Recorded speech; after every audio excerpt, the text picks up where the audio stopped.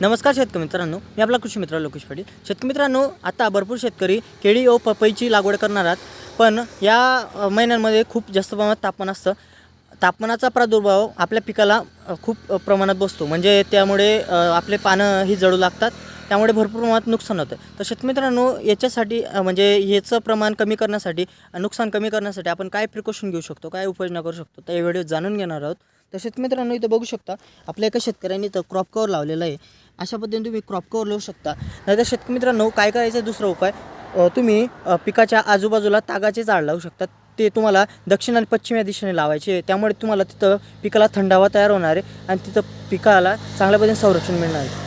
तिसरा उपाय असा करायचा शेतकरी मित्रांनो, हे दोन्ही उपाय तुम्हाला पुरवडेबल नसतील तर तिथं एक स्प्रे घ्यायचा आहे, तो म्हणजे अर्थोसिलिक ॲसिडचा. तो म्हणजे तुम्हाला 25 ते 30 ml प्रतिप्रमाणे घ्यायचा आहे. तिथं झाडाला एक चांगल्या पद्धतीने लेअर तयार करणार आहे आणि तुम्हाला उन्हापासून संरक्षण मिळवून देणार आहे. तर शेतकरी मित्रांनो, अशा पद्धतीने तिन्ही उपायापैकी एक उपाय तुम्ही नक्कीच करा आणि तुमच्या झाडाचं संरक्षण करा, पानाचं संरक्षण करा आणि तुमच्या उत्पन्नात नक्कीच वाढ करा. तर शेतकरी मित्रांनो, भेटू पुढील नवीन व्हिडिओत. असेच इतर पिकांविषयी माहिती जाणून घेण्यासाठी आपल्या चॅनलला आताच फॉलो करा आणि आपलं केळी किंवा पपई उत्पादक शेतकरी असतील त्यांना हा व्हिडिओ नक्कीच शेअर करा. भेटू पुढील नवीन व्हिडिओत. तोपर्यंत राम राम.